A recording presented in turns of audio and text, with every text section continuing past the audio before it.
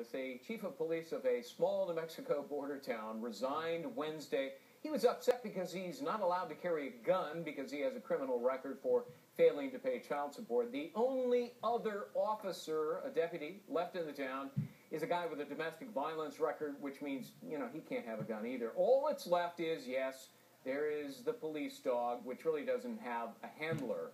So with a town so close to Mexico, is it safe for the officers not to have guns? What's the deal here? Kisha Hebbon joins us, a defense attorney and former prosecutor. Kirsten Wilson is a trial attorney. Kirsten, the chief, his name is Chris Amijo, was apparently carrying a fake gun to make arrests. Yes, he was carrying a fake gun, which you can imagine actually could make a situation far more dangerous, right, and amplify a situation if you actually were to encounter somebody that was armed.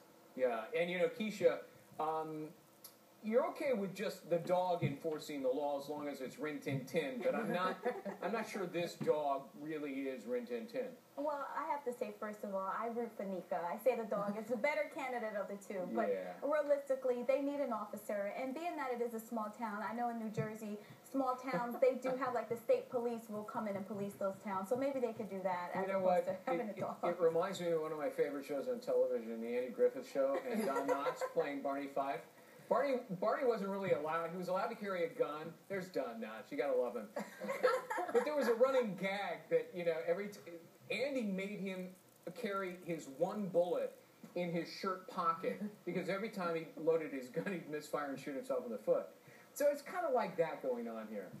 It seems a little bit like that, and I'm with Kisha. Nika seems like the best choice to stay on the force.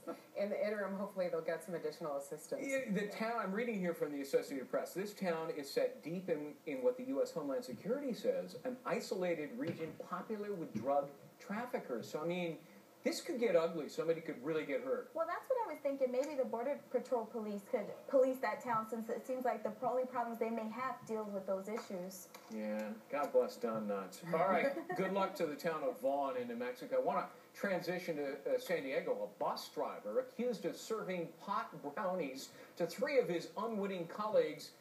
He's now been fired, the bus driver. But one of the victims has also been put, or at least for a while was put on unpaid leave for not speaking up once he realized something was wrong. Take a listen to this. I am a bus operator who was poisoned at work by brownies that were laced with marijuana. I was dry mouthed, a little lightheaded, and from what I hear, I was giggling a lot and real bubbly. And so I was sort of just, I guess I was high and didn't know it. This time, they know I've been poisoned.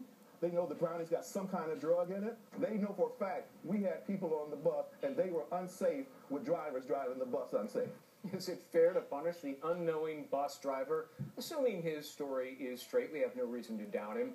All right, Kisha, what about that? It seems like he got a raw deal because for a while they said, you, sir, have to go to drug counseling, and if you don't, we'll put you on unpaid leave. Come on, he's a victim, isn't he? Right. I feel like he was being punished for something that he had no knowledge of. If this other employee put the marijuana in the brownies, how did he know? He should not have been placed on unpaid leave. I can see them saying, okay, for the rest of the day, you need to go home because obviously you can't operate a bus while you're under the influence of a drug, but I think he definitely got a raw deal. What do you think, Kirsten? I have to agree. Although, in defense of San Diego... In defense of drugs. In defense of San Diego...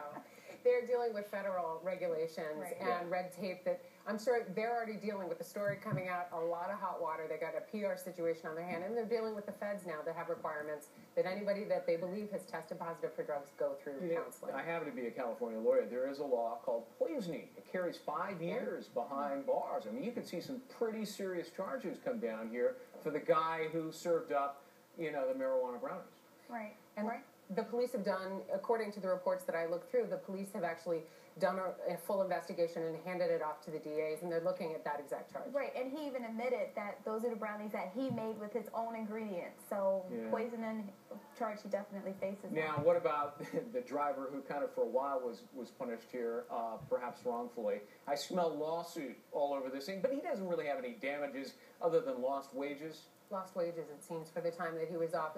It appears that the municipality has actually helped sort of push things through with the feds to get a waiver of the requirement for the counseling. I'm sure they're going to give him back pay for the time that he was out on unpaid leave as well. These were, as I understand it, homemade Betty Crocker fudge honey brownies, and which is certainly one of my favorites. But there's food all over places of work, and here in the newsroom and stuff, and we eat it freely all the time. Right.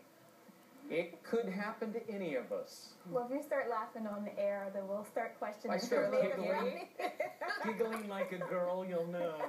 Okay, Kisha, Hebbon, Kirsten Wilson, good to see you both. Good to see you too, Greg. Heather? Well, coming up.